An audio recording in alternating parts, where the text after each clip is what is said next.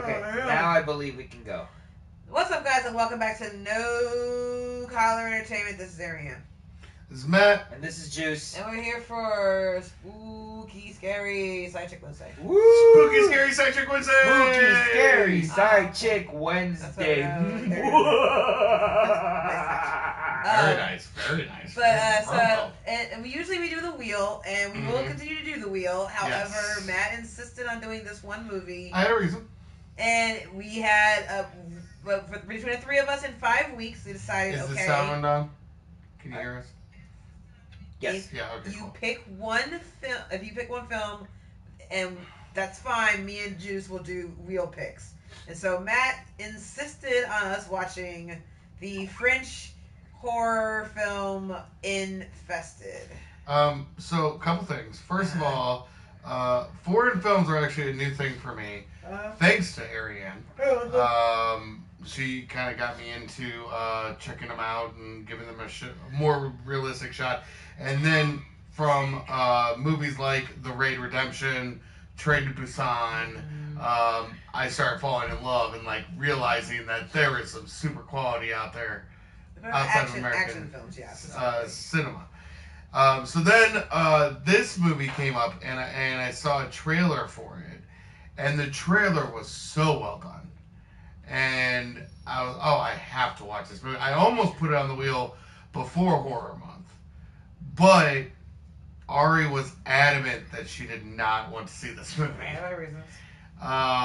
So as a compromise, I took it off the normal wheel, and I said, all right, I will do it for Spooky Month. And then when we realized that two of us would get 2 picks, one of us would get 1 pick in October, my thought process was this is the one I wanted to see the most. So I would sacrifice any chance at a second pick I had to watch this movie. Which is agreeable to an extent. Which we all agreed with, and so that's why we are starting with Infested. So, about Infested. Let me just get my thing up here. Yeah, Ariane, do you want to do your backup trivia search for this film? Matt's doing it right now. I let my phone to go. All right, so Other this is again a French movie. The synopsis: residents of a rundown French apartment building battle against an army of deadly, rapidly reducing spiders. Reproducing. Rapidly reproducing. You said reducing. Yeah. Did I say reducing? You did say reducing. Rapidly reproducing spiders. That makes much more sense because it was actually the opposite. It stars Theo Christine. Yep. The accent is above the E though, so is it still Theo? Maybe Theo. Theo Christine. Christian. Okay. Sophia Lesevre. Read those names. Okay. So, alright, it's probably Theo, Christine, Sophia Lesafra, Yep. Jerome Niel, Lisa Nyarko, Finnegan Oldfield, Marie Philomene Nga. I'm not sure any of these are necessarily any of the main characters. No, I think well, at So that that's point. basically where You got I enough of stops. them. Yeah, Jordy. Well, and Claudia was the older lady. So. It was directed by Sebastian Vanacek, who also wrote it and had the original idea with Florent Bernard helping with the story. It's kind of interesting because it has a 70 on Metacritic. Mm-hmm. It has a 6.3 out of 10 on IMDb. And it has a 97% on Rotten Tomatoes. Critics or audience? Critics. Okay. So Audience. you usually don't see and that's the other thing that I noticed that was weird. On Rotten Tomatoes, it's 97 critics and then it's like 63 audience. Huh. There's usually not that much discrepancy in films. Yeah. There's usually discrepancy, And usually it's the other but way around, honestly. 30 points is rough. Well, Yeah. I think what for me personally, this is just my perspective on it. I think the creature aspect the overwhelming creature aspect takes away is a big turnoff for some people, and maybe that's why they just couldn't appreciate the story. It's a film about spiders. It is a film about spiders, but so it is going to be rough. And there is one major problem I had with it, which we'll get to it. Okay. But let's just do let's get into it. Yeah. Just want to see if this. You want to do any more trivia? I did want to see if it won any awards, and it did. It was a nominee for Best Visual Effects. For what? For César. That seems like that's the award. César. César. So César. Oh no. Yeah. César is the award. Yes, it was nominated for a César Award in France this year for Best Visual Effects and Best First Film. Digital Creation Genie Awards. It had the Best Visual Effects Feature Film nominee. Best Character or Creature. Best Visual Effects Feature Film. Fangoria Chainsaw Awards. It had nominee for Chainsaw Award for Best Creature Effects and Best International Movie. In the Fantastic Fest in 2023, it won for Best Picture Horror Features. Nice. And Best Director. And this is his first film, apparently, which is super impressive. Yeah. Catalonian International Film Festival, it won Special Jury Prize for the director as well as My Box Productions. And fantastic competition. Oh yeah, so same thing. And also Best Motion Picture. So there's like basically not like best like honorable mention, and then also like Best Picture. So it won for that. I got you. So yeah. Well, no, it was one for Best Jury Prize. It was nominated for Best Picture. All right. So on that note, I think we can jump into our initial thoughts, and I'm gonna start with you, Juice. I enjoyed this movie. It is very off-putting, especially because of the visual effects. The visual effects are very, very well done. The spiders range in size, and that is disturbing. It does a really good job of setting the tone and just creeping you the fuck out. That's the best way for me to put it. And Ariane, you were mentioning earlier off stream how horror movies have a tendency to be a social commentary. Yes. Now, oftentimes they're usually a morality tale of some sort. Yeah. Cautionary tale, usually revolving around some sort of moray or whatever value within society. Yeah. Right, and the more and part of, and what I get here is that it is nobody cares what happens in what happened in the shit neighborhoods or the shitty the really downtrodden populaces, and the police suck even across. That's not the morality tale is more around the main character's journey through it. That's not. No, that's fair. Yeah, I don't know what I would say. I think part of it is because like the characters themselves grew up together. Mm-hmm. You kind of get that through the sense of like their conversations, and they explain kind of like one of the falling outs they had. It kind of like broke up the friend group. And so I think that was his thing, was like not wanting to leave the apartment building initially before all the shit jumps off, and wanted to stay close to like that community, despite the fact that it was kind of like falling apart. Like the building was not very good. There are older people, even they were leaving when they could. Their mom had passed away. They're trying to do all these renovations. It's just constant work and effort on it. And he's like, I don't like it's family. Like community is important. These are the last few memories I have of our mother. I want to cherish them, and the sister, she's like, this place is breaking down. It's not healthy for us, and it's expensive. Like even Claudia says, like she's paying the same thing that she was paying for rent, but now she has a fence, or now she has a lawn or a fence. Right. So I guess I retract the comment I made earlier, but the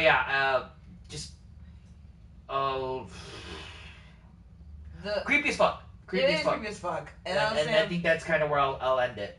The morality tale part, I think, and I wouldn't mind like trying to like look to see if that's a thing in all the horror movies that we're doing when we're doing reviews, or at least that's what I'll probably look to see if that's relevant.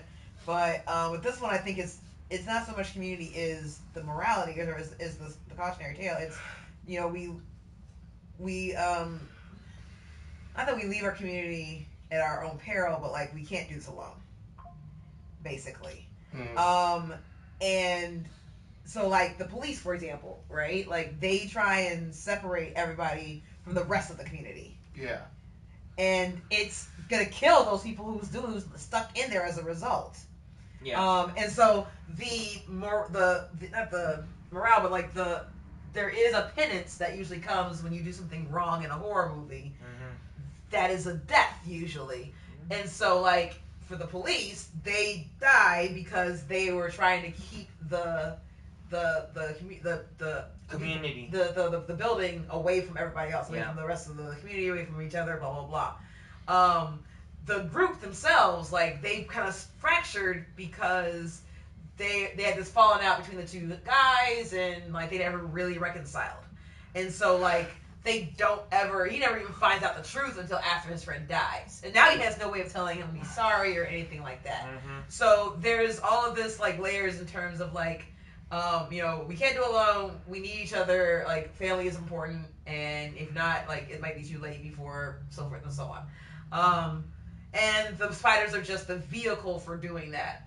There's probably something else in there too with regards to like, why the fuck are you bringing spiders into this area in the first place? And like kind of being a little irresponsible about it. You put a spider in a fucking shoebox, and I get it. Like maybe it should be fine, but all of your other creatures are in terrariums and aquariums. And he said he's gonna make them a terrarium. Yeah, and in the meantime, why the fuck are you taking it out of the nice secure plastic box? Just stuff some tissue in there with it, and then come back when you have some time to actually focus on it. But no, and that I think actually that is part of it. The problem is with horror movies sometimes with this is that he's also the hero, and so on one hand his arc should have him sacrifice himself, right? And that's kind of a lot of horror movies do that, where like the main character is flawed in some way, and so by their own rules they probably should die unless they redeem themselves somehow, but sometimes that redemption comes as a result of self-sacrifice. Yeah. This guy was irresponsible. It's part of one of the reasons why, like, the guy is super quick to jump on the fact that he's probably selling drugs, because he probably did it in the past. Yeah.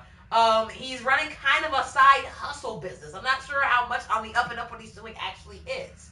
Like, it just kind of feels like there's some shady things he's doing trying to cut corners, but at the same time, he's obviously got this, like, weird morality code because he's close to the older people in the family, in the building. He was like, don't swear. Like, swearing is bad or whatever. He's trying to help out the old cleaning lady when other kids are being stupid.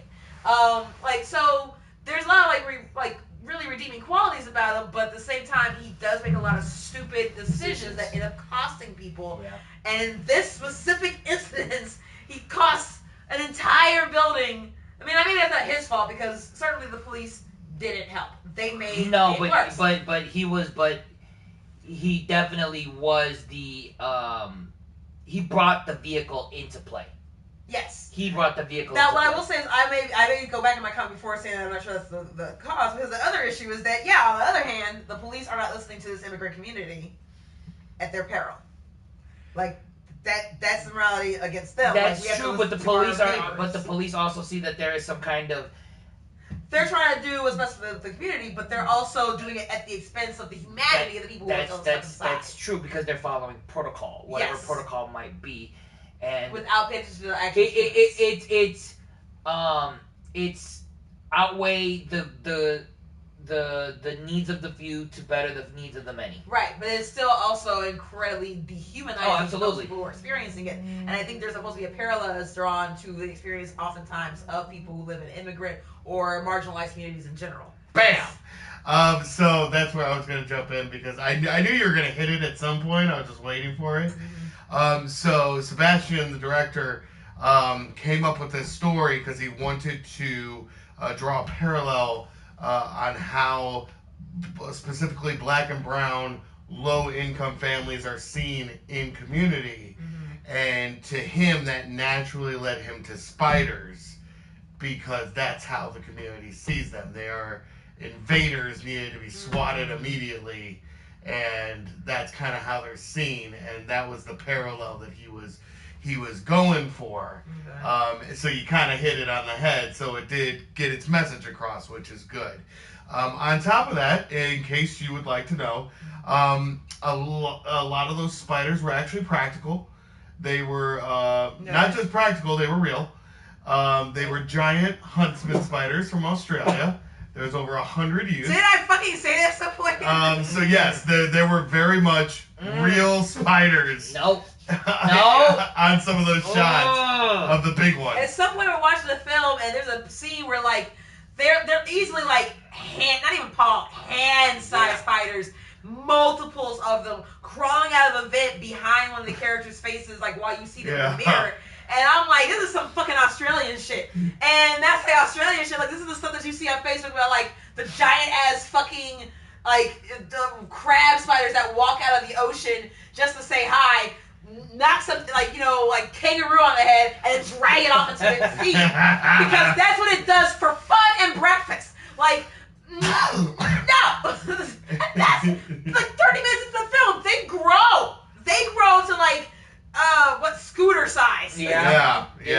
They grow to basically. Prius. They grow to basically. Sorry, Yaris. They're all Yaris size. Yeah, no. They grow to basically what you have outside of your house for Halloween. Yeah. Like on your lawn. Oh, the big ones? Yeah, that's what they grow to. What was it, Shalhoub? She-Love's yeah. a lot bigger. After a certain point, it doesn't fucking matter. So my initial reactions, I really liked the underlying layers and commentaries in the movie. The way they tied up the don't swear thing was really nice. It was a really nice touch, and I love like little things like that where it's kind of a throwaway thing. And they make it seem like it's for this payoff when he actually does swear at the end. And it's like, okay, this is important now. And usually when I see that, I'm like, that's cheesy and not really needed. But then they hit that last note at the very end, and it's like, oh, that means a lot more. And I would go back and watch this movie just because I know that now and watch it through again. Overall, it was a well-done creature feature. It's going to be one of those I revisit. The camera work was fantastic, and I definitely had my own creeps and scares, and wasn't many jump scares. No. But I liked the... Here's the thing. Before I continue giving any sort of praise to this film, I want you to understand I'm rating this incredibly low. Come on. Not one for... specific reason. I am warning you, if you're watching this, if you decide, I think I want to watch this film. Spoilers. One gigantic fucking spoiler is they kill a dog graphically. Now, maybe we don't see his body, but we know what the fuck happened. There has plenty of blood left over, and I'm over it. So, so I have to put that out there. Okay, so we're and gonna have. Anyone thinks for a second that I like this film. So we're gonna have two ratings at the end of this. We're gonna have the doggy death rating, so where you can put that against the score, and then I'm gonna need a actual score from I'm not trying to give you one, but I'll try. But What I was gonna say was I like that there are moments in the film where, especially that scene where like they're in the bathroom when they first come face to face, like, oh, this is just not a spider. It's like honestly, it's like the size of a Pepsi can. Yeah. I'm like, okay, that's dumb, and it's a spider. We all know what spiders look like. We all know the feeling when we go into like a bathroom or whatever, and like there's a spider in the tub. We're not even gonna use the tub. It's just there. It's big. It's brown, and it's moving. Oh God, it's moving. And like the worst feeling is not so much of like seeing a spider and like ew, it's gross and it's moving and blah blah blah. It's that feeling when like it like lands on you or it's in a bed or on your chair or whatever. Like it just happened to me a couple weeks ago. And so you freak out. Most normal humans freak out. Anyone who doesn't, okay. Is a psychopath. But they freak out and they try to shift it off of them or whatever. They kind of like get out of the way or something. Like, get off. And get off. now it's like, oh shit, where did it go? Or like you shake it off and now it's got under the table. Like, shit, I know it's still here somewhere, but where the fuck did it go? It's coming back for me. And so they did that feeling, that panic you feel. of like, oh my god, it's a spider, and then immediately afterwards when you're like kind of get it away from you, it's brief relief before you realize, oh shit, where did it go? Right, because it's still alive. There's still another set of pet that comes with it. Yeah, it's still in the vicinity. Now and they do a very good job of hitting that note. Yes. Especially in the bathroom. Mm-hmm. And then that feeling of at some point when you're just kind of fucking over it. Especially if you've ever had that experience where like you do try to kill it and then it's still moving and you try to kill it again and now it's coming closer. I'm just leaving the room. No, and that was actually that's the highest praise I got to give it real quick, because a lot of these creature features spend too much time with the "I'm gonna get you" shot, where it's stalking them and it's slow. And almost none of that here. This did not fuck around with that. This was, oh shit, it's running up my arm. Fuck! God damn it! Ah! No, not just and not Thank just. you for joining us. We're talking about Infested. It's a French spider film. And not just it's running on my arm. It's they're everywhere. Oh yeah. And they're fucking huge. Yeah. So that's a really strong point that this movie does is, like Ariane said, the spiders are there as the vehicle to carry everything else through. Oh, good, there's wine. Not much, Ed. We're talking about, you might have heard Ari say it, French spider creature feature called Infested. If you are subscribed to AMC Plus, you can get it for free. If not, it's actually on sale right now on Prime for $5 to buy or rent. Earlier, Strange said there's a show where to show how evil a guy is. He snaps a dog's neck, and SNL did a whole skit of him going through his day doing normal activities, but also snapping dogs' necks. It's a movie about spiders invading a French apartment. It's pretty damn good, actually. So we're at the good now. Yeah, we're at the good. So, yes, very creepy. Very, very, very creepy. Let's talk about the good. So, Edward, we are doing spooky movie month this month because it is October, and obviously Halloween is at the end of the month. So they have decided, or it's a tradition we've had for a while now. It's their tradition. I'm stuck hopping along because I don't have much of a choice. So the good. They must be white, huh? Actually, they're not. They're not. There is not a lot of white people in this movie. No, actually, it really isn't. It's brown, poor people. And the white people die first. Do they? No. Tsunami. No, I get that, but the only white one I can think of is the old guy. Jordy. No, he's not. No, because Jordy and Jordy White. And Jordy White. The old guy was I don't know what nationality he was. Yeah. But he was not. But the other one. Classically Caucasian. The other friend. Yeah. The one that wanted to be an MMA the fighter. Sacrifice. Yeah. Oh, Mathis. Yeah. Mathis. Yeah, he was also Caucasian. But anyway, okay. So the good and this one. They were the main focus.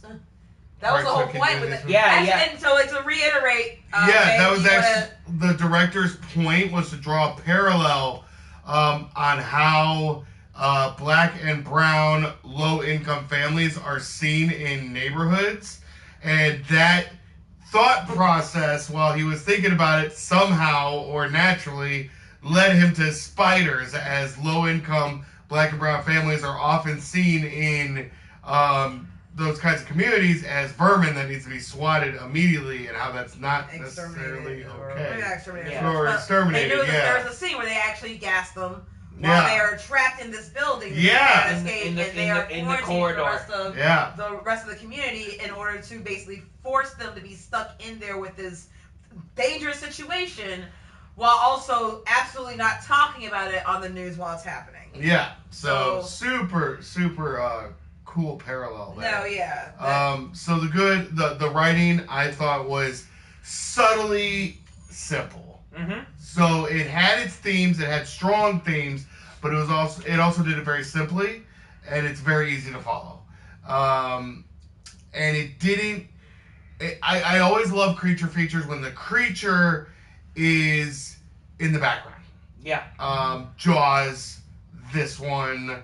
Gojira -1. Yeah. So where they're not, the movie does not revolve around them. Mm-hmm. It revolves around something else going on while this is happening. Right. Our focus is these characters. I really prefer that, and I'm glad that this movie went that route. The camera work was awesome. There were a lot of really, really fantastic shots. And the acting was spot on. The scene when the lights went out in that one room, right beforehand when they're finally breaking in this situation, it is a very feral reaction and scene. Lila's just breaking down. It's super uncomfortable, and it made me super emotional watching it. Yeah. Just because, I mean, they did so well at conveying what they're trying to get through in that scene. It just naturally made me super emotional and uncomfortable, and basically everything I would feel if someone like that was breaking down near me. And so, Edward, it's not, I mean, here's the thing, it's not eight-legged freaks. No. And it's not arachnophobia. No, it's more, again, like, it is a commentary on different social castes within society and how we respond when they are in crisis. Yeah. The spiders are the crisis, basically, but the main focus of the film is that they are making the crisis worse by their response to, not the people who are in the film, the society or like those in charge, basically, like the nameless others. There's more I could go into, but I want you guys to talk a little bit as well. But I'm gonna stick with that for my good. You go, babe. I'm going to just kind of let you know right now. I have some good.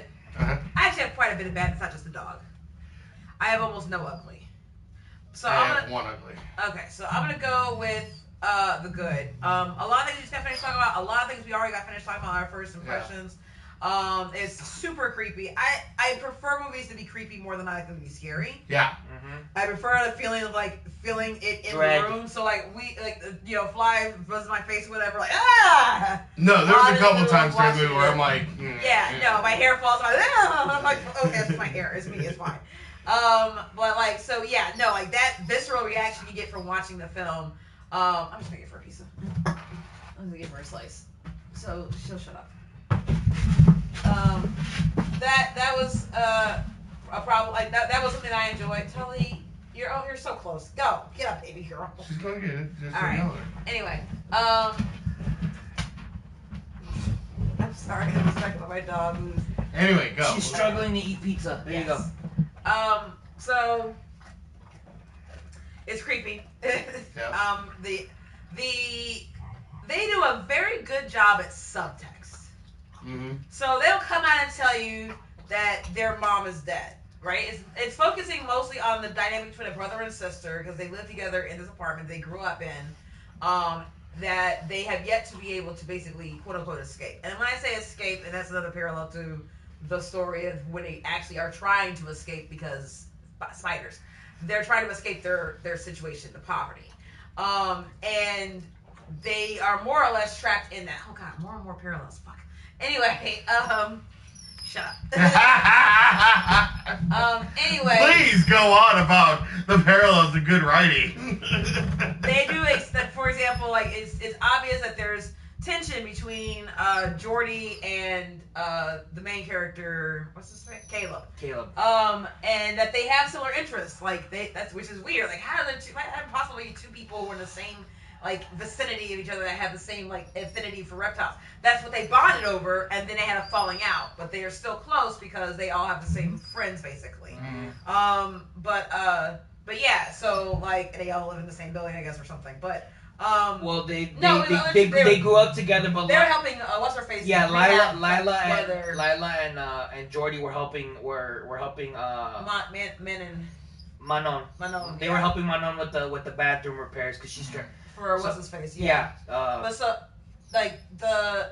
But they grew up together. But yeah, they you were get all part, that just by their of conversations and interactions. They will come out and just say it. There's no narration trying to explain this to you. The mom being passed away, you just got to get the sense from their conversation that obviously she's not there. They speak about it. They never actually say when mom died until way later into the film. You just already know that she's passed. Mm-hmm. And so they're really good, I think, at doing that and kind of filling that out as the story goes on. They answer questions and then also like present them for you to like like, where'd this come from? It's not a hockey puck. And so, no, I don't think they did a very good job with subtext. Again, the creepiness, I did not know about the actual spiders. Part of me is like, oh, I hope they were okay. The other part of me is like, fuck them. I do want to point out, Ari's scale of fuck those spiders, like, ranging from try and save it if you can, to kill it with fire! Oh, beyond kill it with fire, like, again, 2,000-pound bomb. Like, we're not, we're drone strikes, PK fire, like rain hellfire from the sky sort of thing, just demolish everything in its path. Basically what they did in the building. They ended up demolishing the building theater. Yeah. And I would have the ashes on fire myself, but I mean, like, just to be safe. But yeah, so if it's small, it's an orb, it's not Black Widow, it's usually just like you're running in the middle of garden spider. Okay, that's fine. Just try to save it, try to avoid it, blah blah blah. They're our friends. Just gotta remember that. If they're bigger than my thumb, kill it. Kill it if you can. Kill it if you can. If it's bigger than that, then fire. If it's bigger than my palm, because if it's bigger than my thumb, it might be native, but I'm not taking any chances. If it's bigger than that, it cannot possibly be native where I live, and so therefore it is an invasive species and must be demolished. Like that's how I'm thinking. So fire. Fuck it with fire, and then after that, it's bigger than that. I should be able to kill it with a bullet because it's gonna be big enough for me to actually get with it. So I'm okay with gun use at that point. We'll redo the floors later. I just have a vision now of you with like a Tommy gun. I don't know why it's a Tommy gun, but No, I'm thinking more of just a run-of-the-mill handgun. 9mm. If 9mm can't do the job, no. If it's then strange, if it's the size, if it's Strange says, "Oh, it's just a cute small dog-sized spider." I mean, even Pomeranian size would be too fucking big. Yeah, way too big. If it's Pomeranian size, then it's okay. We're moving. If it's multiples of anything from palm size and up, then you just burn the building. Then you're done. Now you're just moving is gonna be enough because you don't want it following you. So now that he brought that up, you know what I think of? I think of the ant in the first Ant-Man movie. Or in Ant-Man, Ant-Man 2. Antony? No, not Antony. So they grow one in at the end of the first movie. Now the little girl has a big pet ant. Yeah. That she's feeding under the table, yeah. and then in the second movie. That same ant is playing. Yeah, is playing drums and whatnot. So that's what I'm thinking of. Straight says Matt comes home to the house on fire, and Ari just says, "I saw a fire." Yeah. Hey, if it's big enough, man. Yeah. I started to use a flamethrower, aka a Lysol can with a lighter, did you have any more? And it just didn't quite the fire was not contained. Did you have any more good? I do, but I do want to move on. Okay. So I think I've hit all the beats that I need to. Juice. I mean, you guys covered a lot of the good that we have. One thing I really appreciated, really liked in this movie was the way Caleb was written. Yeah. Like even with all of his faults, he still has a sense of morality. Mm-hmm. I really liked like throughout the whole movie swear you're gonna do don't swear. I thought it was a really good character beat that he had, because obviously he was going through something that affected him in the past, and I don't know if they brought it up. And it was, I think, the death of his mom. It was it? No. What was it? Was it with It was the picture with Jordy? Yeah, because on the message on the back of the picture, it says we're gonna have our own. We're gonna have our animals. I swear. Yeah.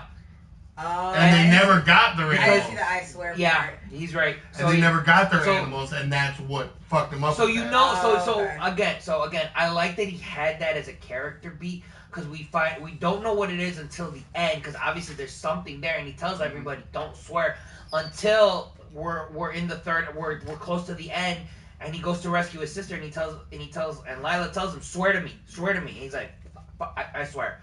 So I thought that was really good character building for him. I also really liked that as for his side hustle, one of the things he really valued was quality of product. Yeah. So when he was trying to sell the shoes to Toonami, that's just what I'm gonna call him, Toonami, even though I know I think it's Toonami. It's Tumani. Is it Tumani? It's Tumani. Yeah, it's Tumani. Oh, I kept reading it as Toonami. No, but it's Tumani. But I saw it was I'm like, is that's it Toonami? Yeah, but we kept seeing Toonami because we grew up on Toonami. Yeah. Okay. So Tumani. So when he was trying to sell, don't swear to God, swear to me. So strange. When he was getting the shoes for Tumani, he had the shoes, but the problem was the box. Yeah. And he's telling Mathis, go find me this box, because yes, I could give him the shoes, but I gotta be top notch, so that's a really nice little thing, another layer to give his character for for what he does, even though when he does give the shoes, when he does finally give the shoes to Tumani, he just throws the box away, like, yeah. I don't like. Another one of those subtle things. All of those that work together. Right. The box. And even when he went up to Claudia's apartment for the party, and Tumani's like, dude, where are my shoes? Like, I'm gonna give them to you tomorrow, bro. I need a box, man. And Tumani's just like, man, I've been waiting for him. Give me my fucking shoes. Like, bro, you're gonna get your shoes. Just let me get them. At that point, me personally, I'm like, all right, fuck it. You want shoes? You want the box? Fuck it. Here you go. Because that's what he was gonna do anyway. No, so again, Charlie. just the characters are very well written. Yes. I'm trying to find something for Manon, but for her thing was basically just trying to get, like you said earlier, trying to get out of poverty. Mm-hmm. So her focus was really fixing the house. So they can sell it. Right, because she wanted to basically, like, she was ready to move on from her mom's death. Whereas, Caleb, thank you. I don't know why I'm thinking Kevin or something else, but where Caleb was like, no, this is what I have left to hold on to. Yeah. I think Mathis, I almost feel like he might have been the weak. Maybe either him or Lila were the weakest written, just because, like, Mathis is just he's the right hand man. He's gonna back you up, and then He's panicking all the time. Yeah, she's scared of Ariane in the horror. Yeah. Movie. She's scared of Ariane. Like, oh my god, kill it! Oh yeah, so so they to me were the weakest written characters. Which ones were? Lila and Mathis. Yeah.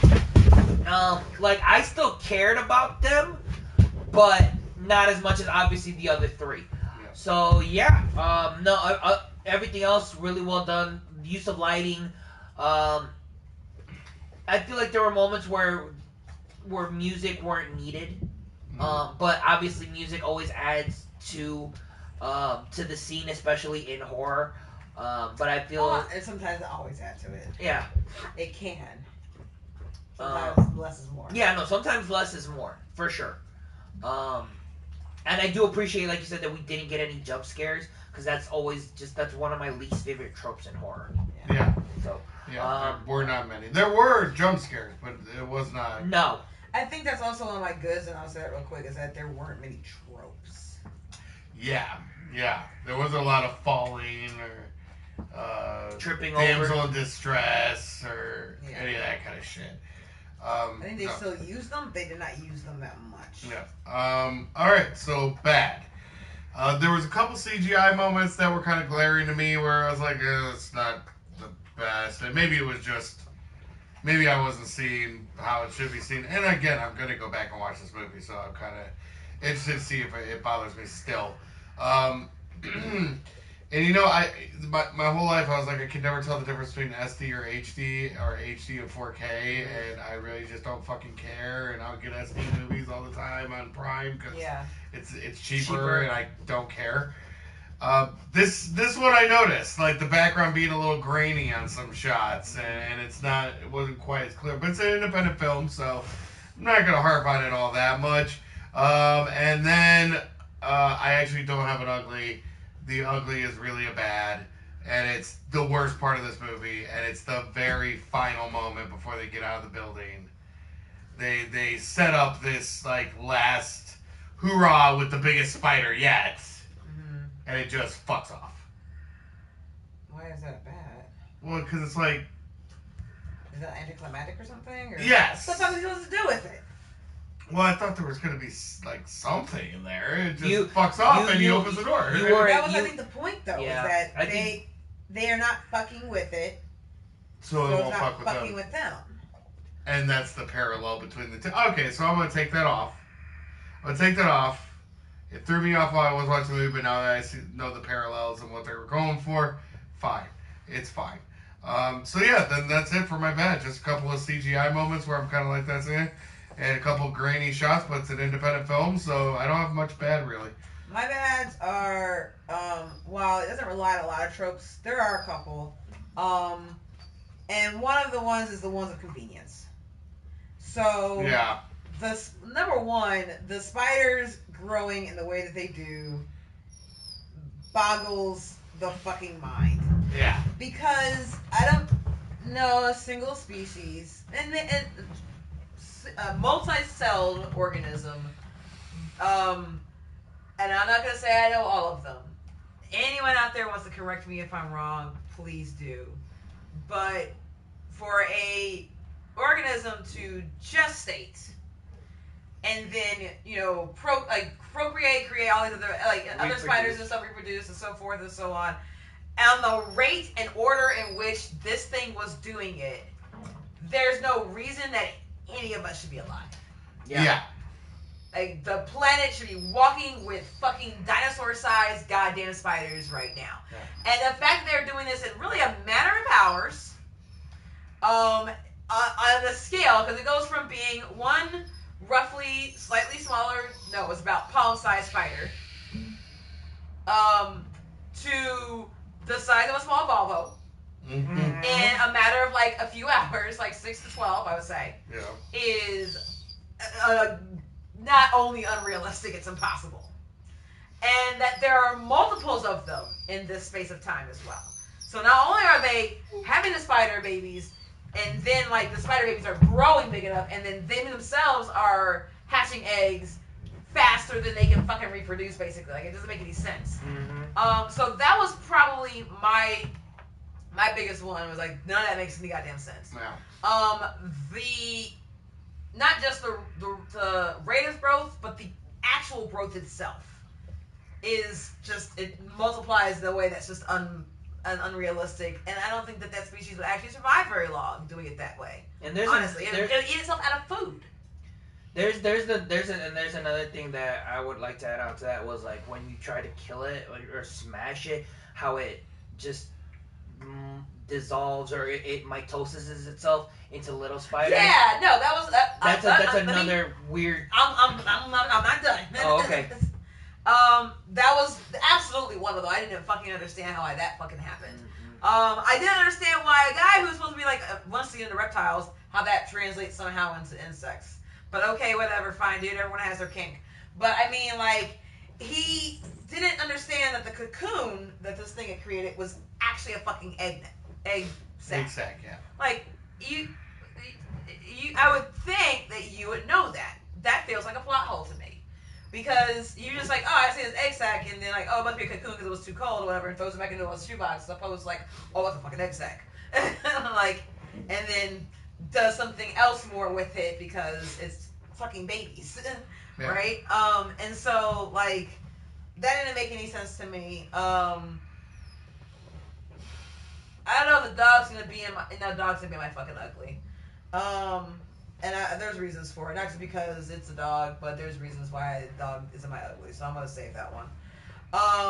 The trope of the guy who doesn't trust him, and I get that shit might be like racism related or like earned, But there always feels like there's just that one asshole a lot of times. Not in every horror movie, but when you have... Where you're cheering for the creature to kill him. Yeah, basically. And I felt that was that guy. And I'm like, you don't really need to be here, do you? Like, you're a convenience, and we could have killed you without having to... And he does just kind of pop off. Yeah, exactly. And in a very violent way. Now, I know that probably might have been for a point also with the larger theme that we're going with the story.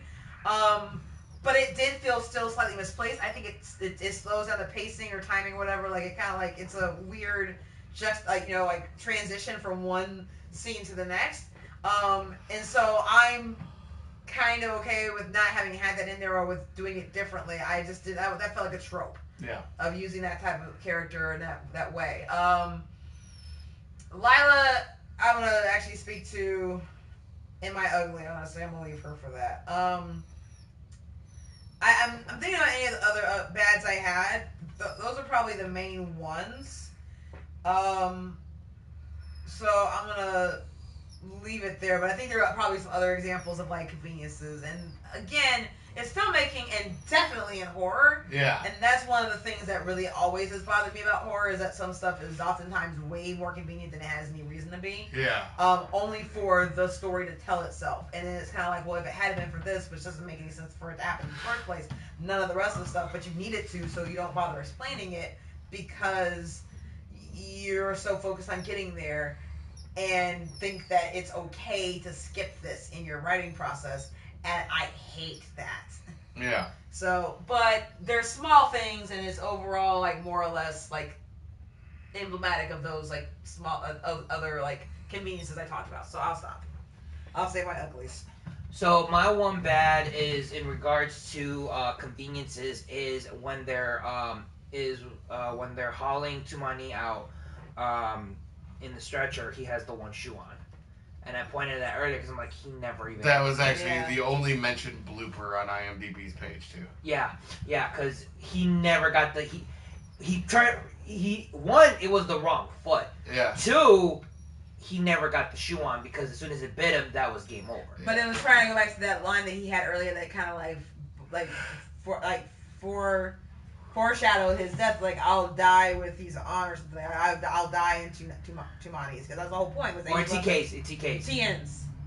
TN's, Yeah. yeah. Because those are the kind of shoes that he Yeah, wears. because of his initials, because it's his brand, right? No, yeah, and so that was that. It's foreshadowing. You're gonna die with them on yeah, because that's what you're gonna do. But it was also there as a convenience to let Caleb know, oh shit, I'm responsible. Whatever happened, it was because my fault. It's my fault. Yeah. So and actually, I'm gonna add to my bad. Honestly, was the God, I just had. I'm so sorry. I'm sorry. Go ahead. No, it's okay. No, that's honestly that's my only real bad. I'll think about it at some point and I'll jump out and say it. So go ahead. Well, I don't have any uglies. Do you have any uglies? Not really. I mean, I guess maybe no. That was gonna because ugly is a background decision. So the other ones were my last. I'll say my bad. Sure. Goes to my uglies. My last bad was the telegraphing some of the stuff, which is more. I think horror does that in a lot of ways, and some of it is to try and tell a story and pull stuff together. But some of it was just obvious. I'm calling it out. So oh yeah, the spider's gonna be in the shoe. Yeah. It is. The mattress got bit. Yeah. And he's just not showing it. There was something else that was kind of you just kind of saw these beats coming. You saw these moments happening either well before or the dog. The dog was another one. Oh yeah, because he ate the spider. Yeah. And first you're okay, the dog's okay, and then they show him for a second fuck, the dog's not gonna be okay.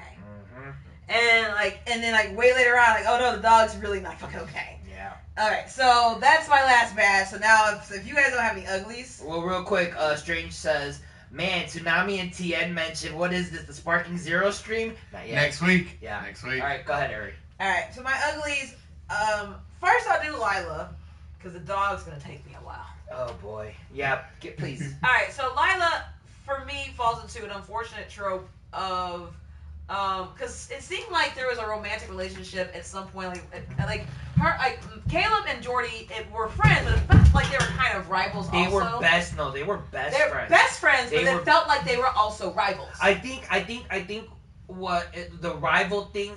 It isn't so much that that they were set up as rivals. It was more so that you could tell that there was something really wrong. No, that's not what I'm talking about. Oh, okay. I'm talking about Lila. Oh. I felt like, and again, this is a French film. I'm reading it, so maybe I missed a line somewhere, or I misread a line. And please correct me if I'm wrong. I got from the impression of their relationship as part of the subtext in some of their dialogue was that Lila was kind of attracted to Caleb maybe earlier on. She was dating Jordy, and so it kind of felt like there was this, like, while they're friends, it's still kind of rivalry, like, not necessarily, like, out in the open, but it's very apparent by the time that we are seeing them on screen. And when I say rivalry, I don't mean as in, like, they're actively jostling for favor, but that they clearly are butting heads. We know that relationship has gone sour, and it feels like Jordy is trying to challenge him with, oh, you're not storing them right. You're like he's doing stuff wrong all the time. Like, he's trying to tear him down. And maybe there's reasons for it. Maybe he's right. But it feels like he's also doing it as a way of, to some extent, protect his relationship with Lila. It's not obvious. It's not like necessarily this weird, like, over masculine way that we see a lot of times in films, like, where you're looking at a girl do it, like, that kind of thing. But it feels like there's some insecurity there with that relationship. I never got that. And I might be incorrect on it, but then there's also and so she's the next closest thing to a love interest to the main character, because we know it that main love interest for a main character because of the movie. And while they don't actually explore that relationship, and we never get to find out, and maybe it's the reason why she survives, honestly, is they get to survive together, and his sister lives, so obviously that's fun too. But the idea is that, and the reason why they probably actually won't, but I guess we'll never know, is the almost, like, I understand your loved one is dying, this is a horrific instance, but Shaun of the Dead, for example, where that one character, like, basically screws everybody else to try and go after her loved one who is clearly dead because he's been ripped apart in front of her. That kind of trope has always fucking bothered me. And it usually is the woman who is basically almost willing to throw herself and throw everyone else's life away for the sake of going after this doomed male character that she's in love with. And that's always fucking bothered me. Yeah. Always will, always have. It's fucking unnecessary. And I guess you might say, oh, the guy can do the same thing too, but I've never seen that. I've never ever once seen the guy's always a level ahead. Yeah, he's always a level ahead, or if he's, like, getting ready to, like, go after her, he's usually not going to, like, kill everyone else to do it. Right. The only exception I can think of would be was it Dawn of the Dead with the pregnant zombie? Yeah. But he keeps her separated. He's got her chained up. He's not like, oh yeah, my wife's fine. No, it's all good. We're gonna, like, it's slightly different. He understands the gravity of the situation, so he's not like gonna, like, oh no, she's fine, we're gonna keep her here with everyone else. And anyone else who says anything is gonna have a problem with me or something like that. No, like, he keeps it on the wraps. It's not obvious, and is screaming and crying and tearing and, like, ripping doors open. So, yeah, I gotta go back trope. Yeah, that's basically what the fuck it is. Like, it pisses me off. Motherfucker's dead, move on. Yeah, exactly. Like, you gotta live too. I understand trauma, I do. But at the same point, and you have to be the drag you there. Like, you're gonna get us all killed doing it. And I mean, to a certain extent, she actually kind of gets Mathis killed. Because, well, I mean, not entirely, because certainly part of that was part of the cops. So they had sent them back in the first place. But I feel like that's where we don't know, died. I thought he got. We don't know where he got. We honestly don't know where he got. No, it's possible it could have been there. And I suspect it was probably during that whole getting sent back part. But maybe not. Maybe that's not her fault. Well, I'm not gonna lay it at her door. But yeah, that was one of the biggest tropes for me. Biggest uglies for me is that trope. I'm so over it, and I wish movies would stop doing it. Yeah. The second one was the fucking dog. Here we go. All right, here it is. All right. Hold on, wait. Let me get comfortable. Yeah. Can you hand me a Pepsi actually while she gets ready to rail here? Because this is gonna be ugly. Yep. I'm gonna need one too, and it's the last one, so. Hold on. You know what? Let me get a slice of pizza. Go ahead. For this as well. Because I feel like we're going to be here for a little while. You're going to be here for just a second. Alright, so here's the thing. Hold on. Yes. Where's Tully's cooked food? It's actually up there in that container with the red lid. Be careful, there's a nuke prowling about, so we want to make sure that she's not trying to lay herself on Tully's plate. Because she will put herself on Tully's plate, and Tully will just keep eating without realizing there's a cat in the middle of it, because, hey, maybe it's a different flavor. Yes, welcome to the Ari Hates Dog Murder and Movie Stream. Say what, babe? Maybe it's a different flavor. They added new meat. So, yes, no, this is the Ari Hates Dog Murder Stream, absolutely. So, to break this down for you, what happens is the first character that dies has a pit bull named Maggie. And it's an adorable little pit bull that some bastard cut her ears off, but it's an adorable little pit bull. And you know that bastard was probably him. Maybe the character, but not necessarily the actor. No, the character. Yes, but whatever. We saved her for acting, so she's now got a good life, presumably. Anyway, she watches her owner die gruesomely in front of her because, like, he, puts the shoes on, the spider's inside, and now he's writhing or whatever, and, like, it's an issue. And thankfully the spiders don't go after her, which I was kind of surprised by. And also the dog does not approach the owner while he's dying, which is unfortunate, but probably for the best for the dog. But then the dog eats the spider body afterwards, and just basically probably in like very alien style. Yeah. And so as a result, those eggs hatch, and a larger, badder spider emerges. Several of them, I imagine, obviously killing the dog. We don't see it happen, but you know it's fucking happening, and it's pretty fucking horrific. No, they do it with class, though. It's better than I Am Legend. Ooh. That's another movie I would fucking veto. So... You only get one. Fuck that. And I get it, I don't want to try and use that very often, but there's I swear there's reasons. I'm willing to allow for a lot of stuff, but, like, just... Alright. Anyway, moving on. The reason why it's ugly for me is because a lot of movies use... It's the Russian family from the original Justice League. They're there specifically to try and evoke a feeling of emotion and sympathy for you. There's no point in doing it with that dog because it's going to die. It's specifically designed to get a reaction from you to make you care about it because it's a fucking dog, and because it's a fucking dog in a horror movie, so you're automatically going to feel concern for the dog's well-being if you're not a fucking psycho and care about, or maybe you're just not a dog lover. I guess, whatever. Or you're over people using dogs specifically for the purpose of doing emotional manipulation in films, which I fucking get. I'm tired of it too, especially because, like, I don't know if the dogs will live or not. I know the dog's probably not going to live in a lot of these fucking films, and it causes me anxiety. So I want the dog to live. And then when it doesn't, there's like, you guys made me care about it specifically to make me kill it. Specifically to kill it in front of me. Like, that's another form of emotional manipulation. I know all movies use it. I know all movies use it. And that's the whole purpose of movies is emotional manipulation. To some extent, there is some where I think you're doing it and it's cheap. You don't have to do it that way. It's a cheap, lazy way of getting to that point. You've done a good enough job with all of your human fucking characters.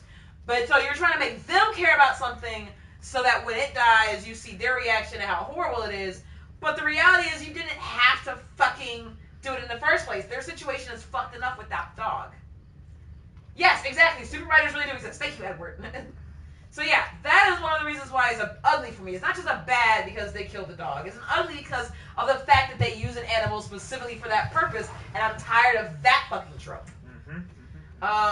So I'm done. Okay. Alright, so we have reached that part. Now let's go into great.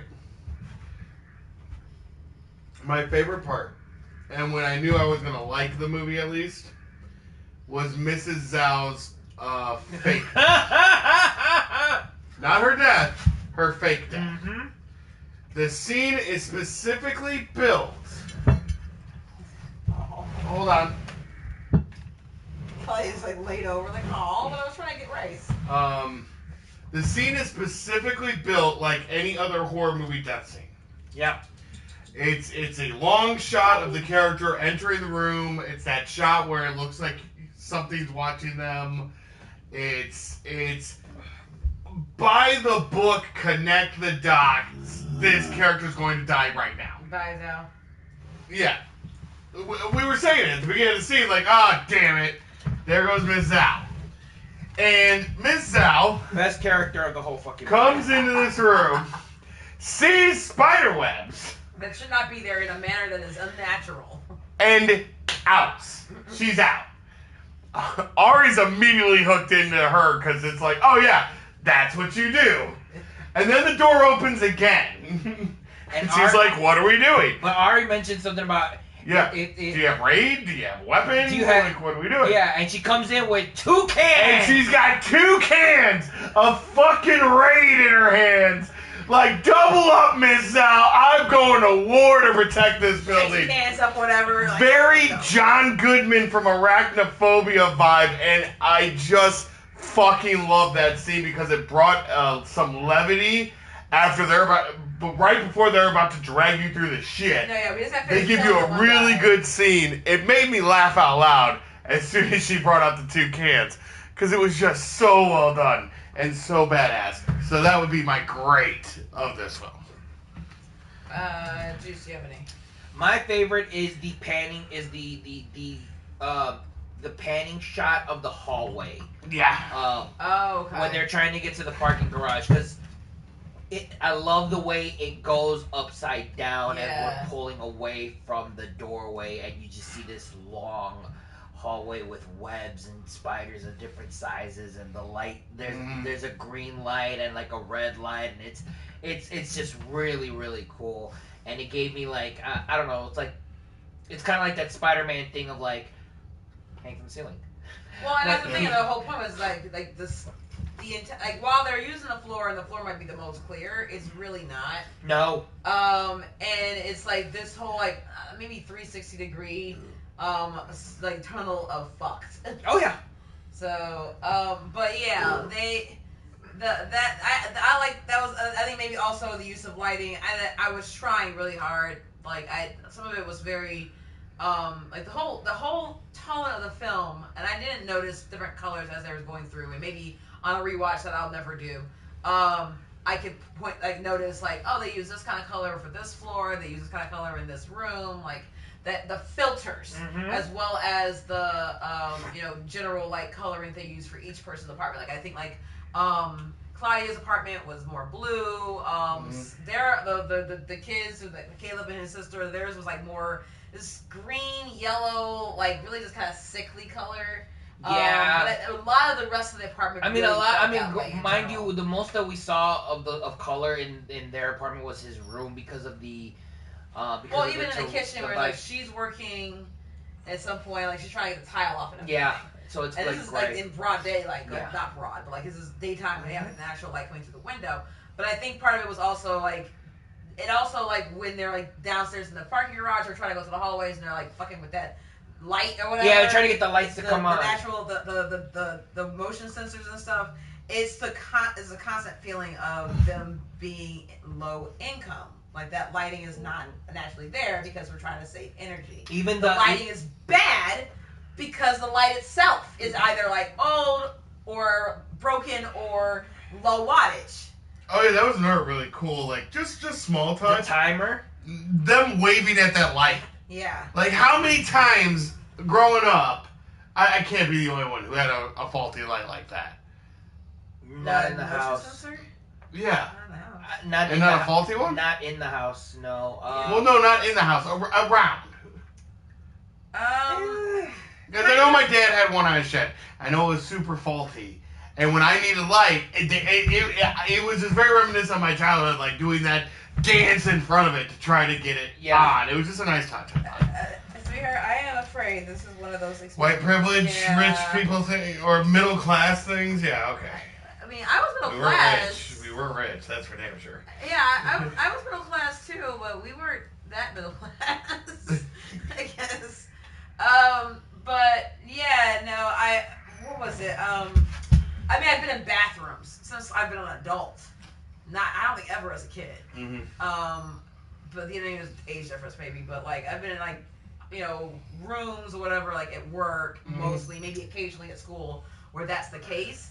But like, so the idea is most of these places are very public, and they might be like trying to save money for one reason or another. But like, they use it for a purpose at some point later on too, when they're all standing there watching this shit happen, and at some point the lights go out, and they're like freaking out because they have to keep the lights on.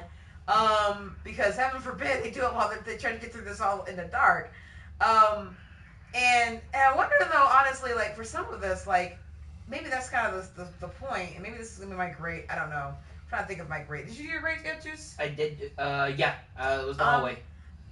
Maybe that is the point of the spider at the end, not fucking with them. Like it rears up because the light's in front of them, and so it's viewing it as a threat. Yeah. The fire, it doesn't like move towards it. It doesn't even move away from her. It views it as a threat. When she has a lighter or whatever, it's in her face. She just decides to fuck it and run. Yeah. The very first spider bites the guy because he's about to kill him by putting his foot in his shoe. Yeah. And so the whole point is that maybe these spiders wouldn't fuck with you if you didn't fuck with them. The very first scene we have with spiders multiplies them. That's kind of and the first scene we see with the spiders is these people going out there specifically for the purpose. Oh, let's talk about that. The very first time we see the spiders is a group of people out in whatever country they live in, which is Arabic, basically capturing these spiders. So we're not going to talk about enslavement or anything like that because it's black market. It has to be. They have to flush them out. I thought they were trying to poison them initially. No, they were trying to. They were trying to flush them out. Now, of course, it's the dumbass who just puts his face up against a hole full of spiders that you know goddamn well are dangerous as fuck. You deserve that shit. Yeah. And that's kind of how horror movies work.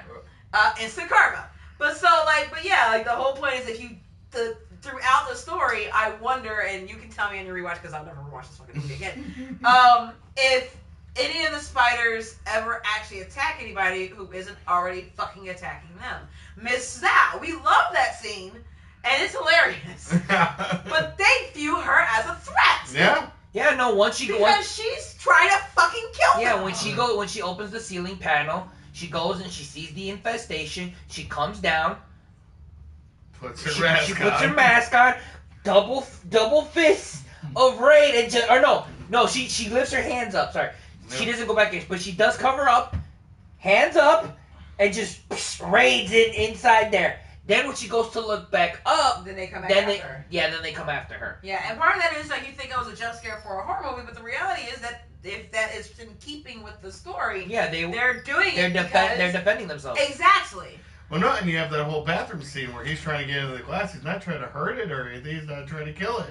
So, and that whole time, nothing attacks them. No, even though we saw 15 of them enter the room. Yeah.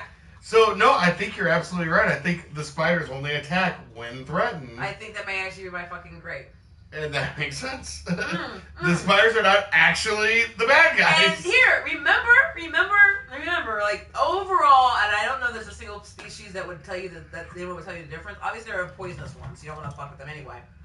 But has your mom ever told you, like, when you're like, oh, it's a spider, it's a bee, whatever, like, it's more scared of you than it is. Exactly. Like, if you don't fuck with it, it won't fuck with you. Yeah. Now, that doesn't stop us from still freaking out now as grown-ass adults and trying to get them out of the room one way or the other. No. But that's basically, I think, something that just occurred to me now after watching the film is that the spiders are not inherently evil. They just look that way. Yeah. No, and that's God, that probably bumped its score up for me. So I'm still pretty firm in mine. We're gonna go into our ratings now. Okay. So first, Ari, would you like to give us your doggy death rating? 3. 3 out of 10. 10. Okay. I'm very firm at that. Yes. Okay. And I wish I could go higher because 3 was where I was at after the dog died. Yeah. And obviously, I've had a lot of really good things to say about this film. More than Yeah. I have for some films that I probably got more high rates to. Especially horror movies. Yeah. Yes. That's it. So, all right. So I don't think the doggy death affects our meter. So we're just gonna go with your doggy death meter. And now we're gonna go to the actual meter where I'm gonna need an actual score for this film without the doggy death sabotage. So I'm gonna let you think. Take your time and process and grieve. And we'll go first. Juice. 8.5. 8.5. That's super high. Yeah. I like that.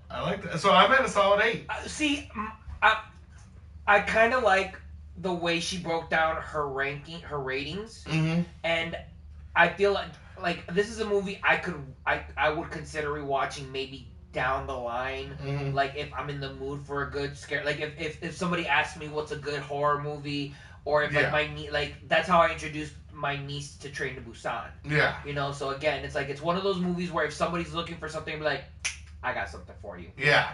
Where I know they will appreciate it as well. Yeah. That's dope. So this for me, so I 8.5. Okay. Yeah. I'm at a solid 8.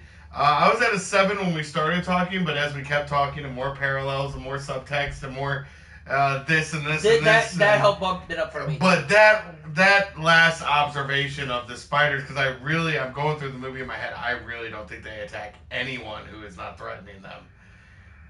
That really bumps it up. So I am going to go all the way up to an 8 on it. If the CGI wasn't there, those CGI moments, probably would be an 8.5, but I will watch this movie again. This will be a horror go-to. It's right. It's better than 8-Legged Freaks. I would argue it's better than Arachnophobia. Oh, it is.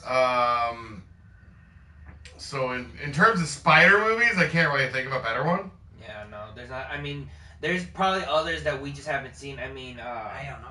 Edward mentioned there's one from the 60s, but Yeah, and then there's a newer one that people have likened to Sharknado and its stupid awesomeness called Big Ass Spider. Apparently that one's fun. But in regards to an actual film that has spiders as the plot, I don't think you're going to find anything better than this. So this was super solid. Enjoyed the hell out of it. I'm at an 8 out of 10. Sweetheart. Can we get a score from you, please? Before I give you a score, I'm going to point out something else with regards to the parallels we talked about. Okay. With regards to, if they don't fuck with you, you're not going to fuck with them. Yeah. They don't attack anybody that they don't feel threatened by. And there is that one scene towards the end when the police finally enter into the room and you think, okay, finally they're going to help us, right? They're going to, the people who were there, they're going to help, we're going to get saved. And Caleb, granted, he is highly agitated because of all the shit that's happened. He got blood streaming from his face. He seems intimidating. And he's trying to scream at them. There's some people here who need help. And the police cannot or will not hear him. And so that's when the guy pulls a gun in his face, basically, and is about, we're done, we're not doing this. And so Caleb goes off even more, and then this whole fight ensues where all of them are basically fighting with the police. And until the point where Caleb has to shoot one of them to keep them from killing Mathis. Yeah. And it's, again, they don't attack anybody that they don't feel threatened by. So when we see these stories about people especially with regards to the black and brown marginalized community.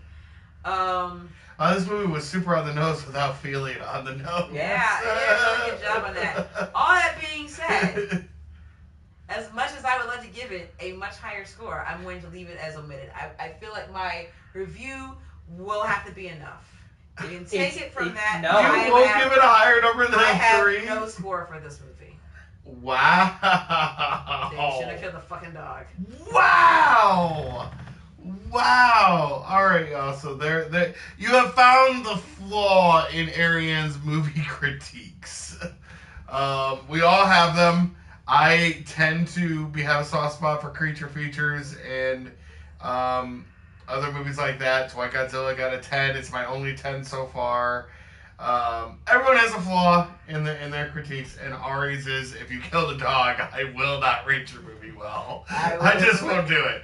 It won't happen. I will kick my husband, and I will never forgive you. Homeward Bound was a -5 until Shadow came over that hill. I'm not saying he was just too old. It was too far. Well, I'd already read the book, so I know how it was going to end, but yes. So, that's my flaw. Buy, rent, or stream it. If you can or buy don't bother. If you can buy it at $5, then I say, or stream it at $5. If it's like buy or rent at $5, then you fucking buy it. Yeah. Like, rather than rent it for $5, if you have the opportunity right now while it's on sale to buy it for $5 opposed to renting it, like, then just fucking buy it. Again, which is also telling. That means Ari knows that if someone watches this movie, there's a high likelihood that they would watch it again, so you might as well just pay for it once. I will never watch it. And because she thinks that anyone who watches it would probably watch it again, she is acknowledging that this is a good movie. Please continue. I would like to state that my review stands stands for itself. It's Dead Space. It's your new favorite movie. No. But basically, if we were to go back through and show this, it would be 8. Matt's score was 8 out of 10, just 8.5. Mine would be like a 3.0 with an asterisk or no score. It'd just be omitted. Okay, so we're at an average of 8.25 then. Yeah, that's fine. Well, I mean, there's a 0 there, so honestly, you should factor that in. Well, no, I just don't factor it because you're basically refusing to score it because they killed the dog. Yes, dear. I'm abstaining. All right, so I'm also at honestly, it's on sale for $5. Go buy it. Throw these guys some money. It won't take too much out of your pocket, and they deserve it for what they achieved. I will say also that if it's like for sale for $15, then that's a personal decision. I think it's definitely worth renting. I would not say like just wait for it to be on stream. I think this is if that's up your alley. Horror movies not always up everyone's alley. It's a French foreign film, so you have to read everything that comes through unless you speak French. And it's a spider film, so like all those three things, and like also the largely person of color cast, like some of those things might turn some people off. Let's be real. And so if those reasons are enough for you, then but you still want a good horror movie, then or just a good film, I would say wait for it to be on stream. But if enough of those things don't matter to you, then at the very least rent it. Buy it if you can find it on sale. I will tell someone to go buy it for $15 though, but I'm not hard pressed to tell a lot of people to buy any movie for $15. So that being said, I will mention as well that this is free on AMC Plus, and that's actually how we ended up watching it. Is I saved getting a free trial for AMC Plus for this movie. Right. So we are now on a 7-day free trial for AMC so Plus. We're gonna be turning it off as soon as right? I am definitely going to check out AMC Plus to see what it has, Okay. but we're probably going to We know how this works. We know how this ends every fucking time. That being said, so you could always do the free trial, see what you think of it, and then if you feel like throwing some money at them, do so. So it's not. So it's not on Shudder. Shudder is part of AMC. Oh, okay, Plus. right. Okay. Can I say something real quick? Mm-hmm. I just had an image in my mind, like a meme style image of when it comes to like turning off free trial subscriptions, and it's that scene from like Lord of the Rings where like they're at the top of the town, they're at the fires of Mordor, and he's begging him to throw the ring in, and it's basically someone like turn off the subscription before the cancel it. No. Exactly. That's what the fuck we are. Oh, that's fantastic. All right. So, I believe that's everything, correct? Did you have a buy stream or did you already say that? I did not. Oh, go ahead. So for me, this is anyone. It's any one of the three is the thing. If it's available to stream it. If you can't find it streaming, rent it. And if you really like it, because look, I'm gonna be honest. I recently got on Tinder and Bumble. There are a lot of females. There are a lot of people that love horror. I've seen a lot of horror people. Yeah. So if horror is your thing, like the people are horrific, like they're scary, or they like horror. They like tell me your favorite. Because I hear the dating scene is fucked right now. What's your favorite? Yeah, exactly. No. There's a lot of those. There's a lot of those out there. So if horror is your thing, rent. This is a stream to buy or rent to buy situation. If you can't find it, stream it, rent it, and if you really dig it, buy it. Yeah, no, I like that. That's all good. All right, well then that is our review of Infested. Basically, good movie. Check it out. Yep. No comment. Ari agrees. Ari loved it. So the next turn is Juice. Yeah, right, and I did. It's fucked for what I hear. Thank God I'm married. Yeah, probably. Well, no luck yet. So I will now be spinning the horror wheel that I created because I had to create a horror wheel. Mm-hmm. And here we go. Wheel of morality, turn, turn, turn. Tell us a lesson that we should learn. Jesus, what we got? It's a blank space. That's the fuck. Nice to meet you. Where you been? I could show you incredible things. So for what? So I don't know why it. So yeah, then no. Delete it and spin again. Yeah. Yeah. So hold on. Yeah. So there's two spaces that just say dark and light, and I'm guessing maybe it's because of how many spaces I had on the wheel. And how many movies I have. So it might have been like if you started off with dark and light as alternating, and then you just didn't like remove those two. So but here we go again. Wheel of morality, turn, turn, turn. Tell us a lesson that we should learn. All right. So next week we will be watching Devil. Ooh. M. Night Shyamalan. This is going to be Ari's favorite month. She hates spider movies. She hates movies where dogs die. And above all else, she hates M. Night Shyamalan. This is going to be great. I really fucking do. I'm super excited for that now. It's actually one of the few M. Nights I like, so I'm down. For all the reasons that you probably just listed. You just, because of The Last Airbender. That's why you haven't seen it. That's one of the reasons. That is the reason. Let's not front. Let's not. Oh, and the fact that you apparently could tell the twist of Sixth Sense in the other room. Say what? You could tell the twist of Sixth Sense in the other room. Yeah. I didn't get why people couldn't see that in the theater. I was waiting for there to be a twist, and there wasn't. Like, the fuck are we doing here, people? Alrighty, so next week we will be watching Devil, so make sure you stick around for that one. We also will be streaming, we're going to have to get that microphone. We will also be streaming Sparking Zero. When is that? That is next Friday. Next Friday, not this Friday. Next Friday. It releases. Yes, thank you. I also saw that twist. Thank you, Strange. Thank you. Oh my God, the fuck. Why is it the two most cynical people in my life don't know how to, or hate the same things? Because we see through the bullshit. That's what it is. Well, now you know why I'm so cynical in the real world. Yeah, but I apparently see through it more or something. I don't know. In movies you do. It's pattern recognition. That's what it is. That's part of it too, and like being able to see patterns and like there's a pattern there. No, there isn't, and then it smacks them in the face like, oh, there's a pattern there. Motherfucker, I just got finished telling you that 3 minutes ago. 12 times a day. Yes, that's why. Where's my keys?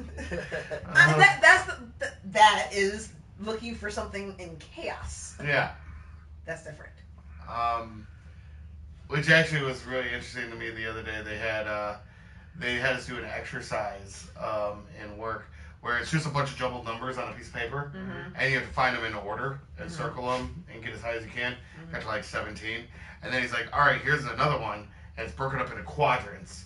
And each quadrant has the next number in the sequence. So 1, 2, 3, 4, 5, 6, 7. And I got up to like 60 in a minute less. Yeah. And it was pretty much that, with straightforwardness, you're good. Yeah. But it made me think of, you would have gotten much higher than me without the quadrants, because in a mess, you can find anything. Except for what you are looking for. Yeah, I know. It sucks. All right, so we're going to call it there. Like, share, subscribe.